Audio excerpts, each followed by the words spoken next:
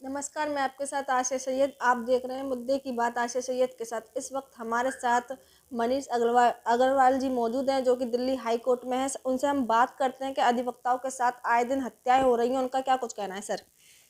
देखिए ऐसा है जो सुरक्षा के मुद्दे हैं, ये पहले तो उन जगह से चालू होते हैं जहाँ पर शासकीय नीति ऐसी होती है कि दीवानी जिस जगह कोर्ट है, अब आप बिना चेकिंग के कोई आदमी हथियार लेके कैसे घुस सकता है कोर्ट में? जी। जबकि आर्म्स एक्ट में क्लियर कट ये है कि आप इवन चाहें आपके पास ऑल ओवर इंडिया का भी लाइसेंस क्यों ना हो, कुछ ऐसी प्रतिबंधक जगह हैं जहाँ पर सिर्फ फोर्स के लोग ही हथियार लेके अंदर घुस सकते हैं। सर, फिर आम आदमी कैसे हथियार लेके अंदर घुस जाता है? कोई तो चेकिंग मैं नहीं वही होती, वही क्या वो कुछ वो कहना है? वही तो मैं आपको बता रहा हूँ कि ये इस मुद्दे पे सरकार को, जो अब आदमी भाई कोई जेड सिक्योरिटी तो दे नहीं सकते हैं जी। किसी भी ऐसे उसको, लेकिन कम से कम कुछ ऐसी तकनीकी चीज़ें हैं जो कि अगर दीवानी के या जो भी आपके हमारे डिस्ट्रिक्ट कोर्ट्स हैं या हाई कोर्ट्स हैं, जैसे दिल्ली हाई कोर्ट में रडार्स लगे हुए हैं, जी।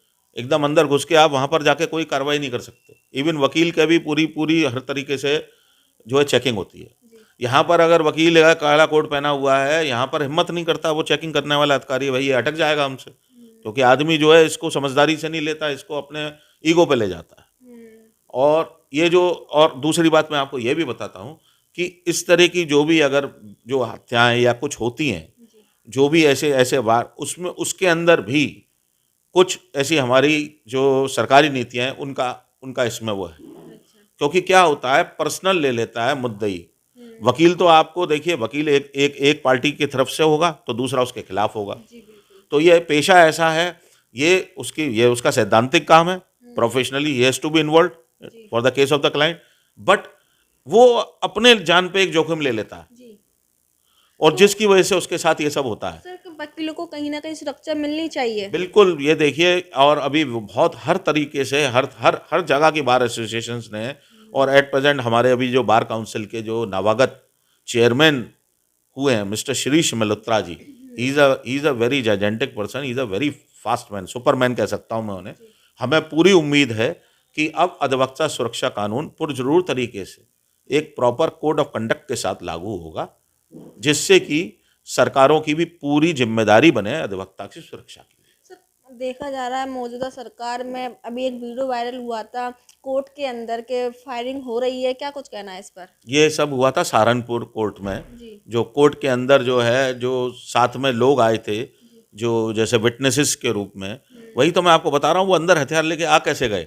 अगर अगर अगर अगर वहीं पे जिस कोर्ट में वो घुस रहे थे, हम्म। वहाँ पर रडार्स लगे होते, या वो इस तरह की कुछ ऐसे ऐसे जहाँ पर जो अलार्म्स होते हैं, जो कि आपको बता देते हैं जी। एक्सप्लोजिव है, ये जो है वेपन है, ये कोई ऐसी एनडीपीएस वाली कोई चीज़ है, मादक पदार्थ है, वो सब चीज़ बता देते हैं।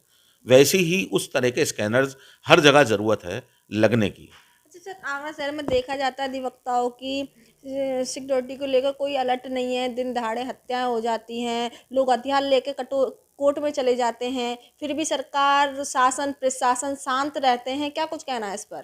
मेरा यही यही मेरा मेरा तो विनम्र जो है अभी अनुरोध है, और आगे मुझे ऐसा लगता है कि इस पे अब इतने इतने लोग इतने गंभीर हैं, जी। अब ये पुनर्जरूर तरीके से मांग हमारे हक के रूप में मांगी जानी चाहिए। आप ये देखिए कि बिना एक अधिवक्ता समाज का एक बहुत ही ज़्यादा जिम्मेदार अंग होता है। अगर वो अपनी ड्यूटी सही तरीके से करता है, जी। तो वो उसके बिना आप समझ के चलिए कोई ऑर्गेनाइजेशन नहीं चल सकती, कोई समूह नहीं चल सकता। मैं I am not talking about particular crimes. जी। आपको एक बड़ी से बड़ी कंपनी में एक लीगल डिपार्टमेंट जो होता है, वो सबसे इम्पोर्टेंट डिपार्टमेंट होता है। बिल्कुल। डायरेक्टर के बाद अगर किसी का इम्पोर्टेंस होता है तो वो लीगल डिपार्टमेंट का होता है। जी। तो हमें भी अपने पेशे की सुंदरता को, इंटीग्रिटी को, इंटेलेक्चुअलिटी को बढ़ा लेना चाहिए। कुछ कमियां इधर की तरफ से भी हैं, वो भी सुधार में होना चाहिए। लगता है मौजूदा सरकार को अधिवक्ताओं की सुरक्षा को लेकर कुछ कदम उठाने चाहिए। बिल्कुल उठाने चाहिए, और सबसे पहले तो मैं अपने सारे वकील भाइयों को जी। ये कहना चाहूँगा कि आपकी कहीं अगर चेकिंग होती है, जी। तो आप उसको ईगो पे ना लें। हम्म। आप ये ना सोचें कि भाई ये तो हमारी कोर्ट है, हमारी कैसे चेकिंग कर रहे हैं। बिल्कुल। उससे क्या होता है कि सिस्टम बदलता है। जी। Charity begins at home. Hmm. आपको अपने अपने पहले घर में जो है ये अपना अपना अपना चरित्र दिखाना पड़ेगा, तभी आपसे जो है एक समाज या व्यक्ति समूह आपसे प्रभावित होगा। तो मैं ये मानता हूँ कि हमें इस तरह का सोचना चाहिए। हमें जो है इस सब चीज़ों को, सरकार अगर कोई ठोस कदम भी लाती है जिसके अंदर चाहे वकील भी घुसेगा तो उसकी चेकिंग होगी, तो इसको उस वकीलों को सहज स्वीकार करना चाहिए।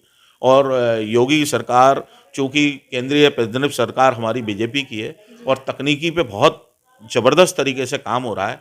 कल की जो डीजीपी, ऑल ओवर इंडिया के डीजीपीज़ की जो कॉन्फ्रेंस हुई है, उसमें अमित शाह जी भी थे और वर्चुअल रूप से बहुत बड़े-बड़े, तो वहाँ पर सबसे बड़ी बात ही ये हो रही है कि अब तकनीकी रूप से जो है सुरक्षा को, हथियारों को जितना इम्पोर्टेंस है, उससे ज़्यादा तकनीक को भी इम्पोर्टेंस दी जाए।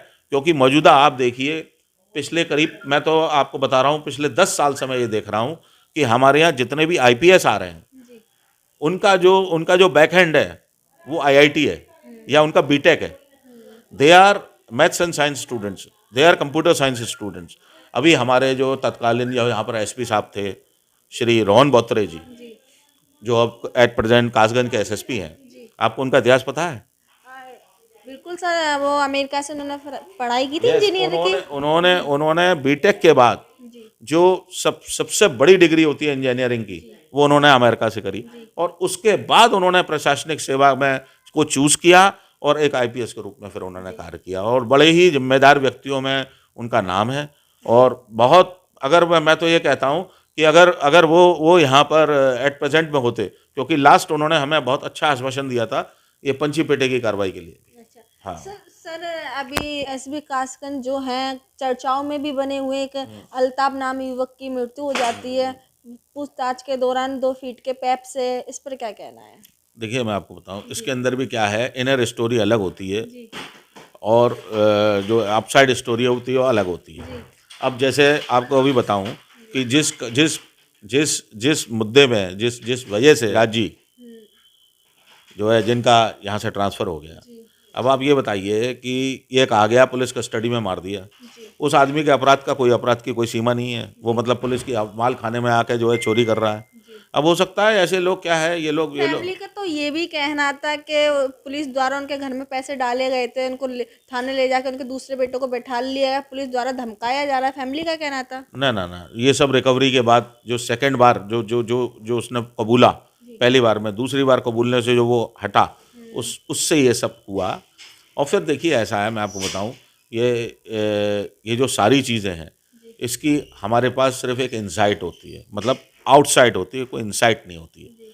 तो वो इसी तरह से चलता रहेगा और क्राइम और लॉ दोनों आपस में भाई भाई हैं और इन दोनों का ही कभी, पुलिस के सपोर्ट में हाँ, नहीं, पुलिस के सपोर्ट में नहीं हूँ मैं। हर भाई भाई है, वकील और पुलिस दोनों को एक दूसरे से काम रहता है। देखिए, वो तो मैं आपको बताऊं, जुडिशरी को बेंच बोलते हैं, वकील को बार बोलते हैं, जी वहाँ भी बोलते हैं बार एंड बेंच। बिल्कुल। तो ये तो संयोजन है, मैंने बताया ना, ये जो लोकतंत्र के 4 खंभे में से है, बिल्कुल। ये प्रशासन है, एक जुडिशरी है, पत्रकार है और